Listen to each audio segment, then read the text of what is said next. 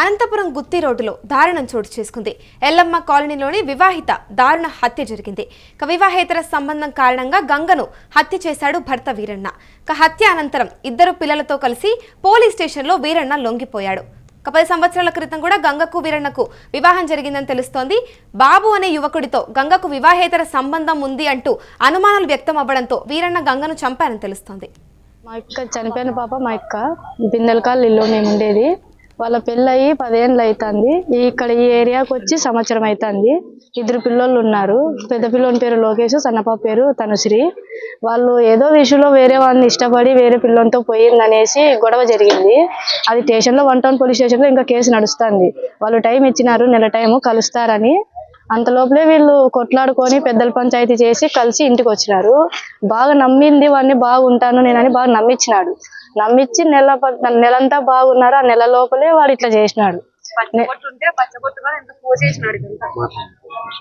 ఆ పిల్లోని ఇష్టం వల్ల పోయింది, వచ్చింది, అంతా అయిపోయిందిలే అనుకొని ఇద్దరు సంసారం చేసుకొని పనికి పోతాండ్రి. వానికి ఇష్టం లేకపోయినా నటించినాడు. సంపల్లనో మళ్ళీ ఏం చేయాలనో కానీ బాగా చూసుకుంటాండ్రా, అయిపోయింది అన్నాడు. అది నమ్మి బాబు వచ్చింది. అడిగి బాబు స్టేషన్లోనే చెప్పింది, నేను పోను, వాడు చంపుతాడు, నాకు నమ్మకం లేదు వాడి మీద అన్నాడు. పోలీసు వాళ్ళు వాళ్ళ అన్నోళ్ళంతా కలిపి లేదులే నీకేమైనా మేము ఉంటాము అని బాండ్ పేపర్ రాపించుకొని సంతకాలు పెట్టించుకున్నారు. అది నమ్మి ఆ బాబు వచ్చింది. రేపొద్దు నాకేమైనా మీరే ఉన్నారులే, మీరు చూసుకుంటారులే అని ఆ బాబు అది నమ్మి ఇంటికి వచ్చింది. అది నమ్మి వచ్చిన తర్వాత నిన్న పనికి పోయి 11 వరకు మేలుకొనే ఉన్నారు. 3 పిల్లలు 2 బాగున్నారు. అంతా బాగా మాట్లాడుకుంటున్నారు. 2-2:30 మధ్యలో ఇట్లా జరిగినాక అంత చంపినాకో వాళ్ళ అన్నకు ఫోన్ చేసినాడు. వాళ్ళ పెద్దన్న కేశవ అని పామిల్లో ఉంటాడు. ఆయనకు ఫోన్ చేసినాడు.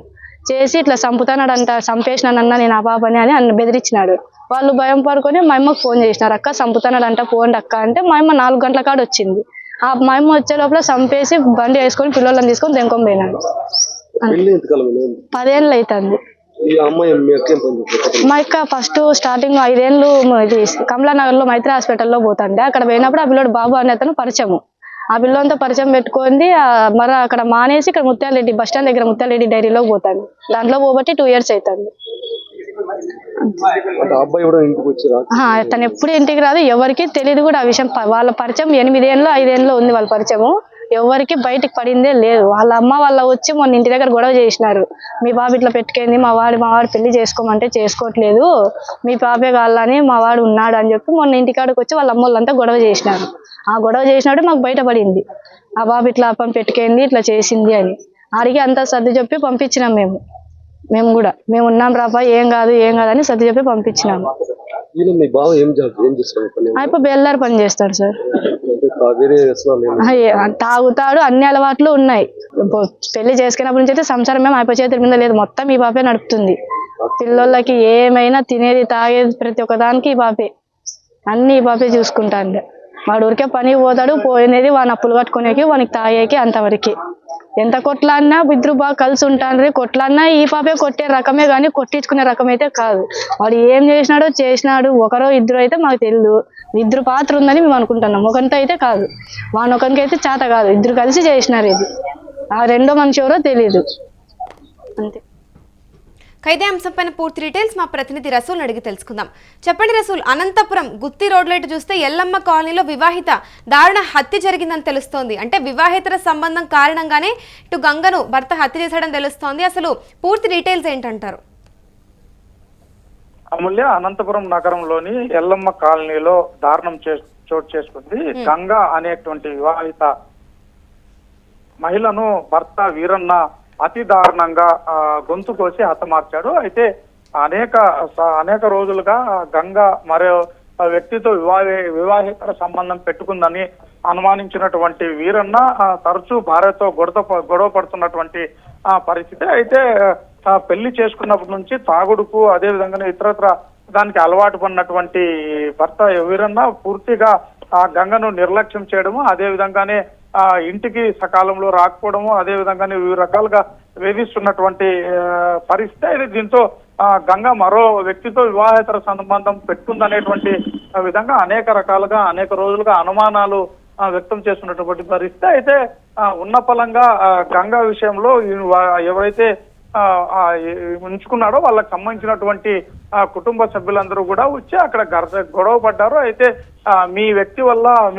మీ పాప వల్ల మా అబ్బాయి పూర్తిగా పెళ్లి కూడా చేసుకోవడం లేదు, ఈ విధంగా బానిసగా మారిపోయినాడు అమ్మాయికి అనేటువంటి విధంగా కూడా వారు ఆరోపించి తీవ్రంగా గొడవ చేయడంతో ఈ విషయం అంతా కూడా బయటపడింది అనేటువంటి విషయం. అయితే ఇతను కూడా ఎవరైతే ఉన్నాడో వీరన్న కుటుంబాన్ని ఏమాత్రం పట్టించుకోకుండా తిరుగుతున్నాడో, అదే విధంగానే ఏమాత్రం పట్టించుకోకపోవడం లేదు, చిన్న 2 పిల్లలు ఉన్నప్పటికీ వారి బాగోగులు కూడా చూసుకోవడం లేదు అనేటువంటి విధంగా కూడా ఎవరైతే గంగా హత్యకు గురైందో వాళ్ళ కుటుంబ సభ్యులు ఆరోపిస్తున్నటువంటి పరిస్థితి. ఇలాంటి నేపథ్యంలోనే దాదాపుగా 1 నెల రోజుల క్రితం కూడా పోలీస్ స్టేషన్ లో కూడా ఈ ఘటనకు సంబంధించి వివాదం జరిగింది. అదేవిధంగా పోలీస్ స్టేషన్ కూడా పోలీస్ మెట్లు ఎక్కి అక్కడ పోలీసులకు ఫిర్యాదు చేసినటువంటి పరిస్థితి అనేటువంటి విధంగా కూడా తెలుస్తుంది. అయితే ఏది ఏమైనప్పటికీ వీరి మధ్యన సఖ్యతగా ఉండాలనేటువంటి విధంగా పోలీసులు కూడా వారి మధ్య రాజీ చేసి పంపించారు అనేటువంటి విధంగా కూడా చెప్తున్నటువంటి పరిస్థితి. ఏదేమైనప్పటికీ తెల్లవారుజామున దాదాపుగా 3 గంటల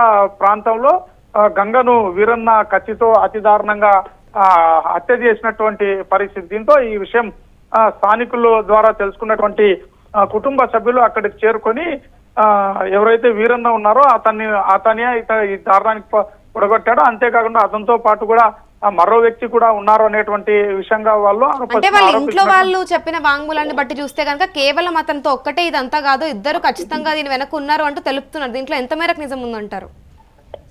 అమూల్య, వీరిద్దరి మధ్య భార్యాభర్తల మధ్య అనేక రోజులుగా గొడవలు ఉన్నాయి. అదే విధంగా వివాహేతర కారణంగానే తరచూ వేధిస్తున్నాడు అనేటువంటి విధంగా చెప్తుంది. అయితే కుటుంబాన్ని పూర్తిగా నిర్లక్ష్యం చేయడము, అదేవిధంగా పిల్లలను కూడా పోషించాల్సినటువంటి బాధ్యత గంగా చూసుకుంటోంది అనేటువంటి విధంగా వాళ్ళు చెప్తున్నారు. అయితే తెల్లవారుజామున ఈ రాజీ కుదిర్చినప్పటికీ వారి మధ్య సఖ్యత లేదు, కేవలం నటించాడు అనేటువంటి విధంగా కూడా ఆరోపిస్తారు.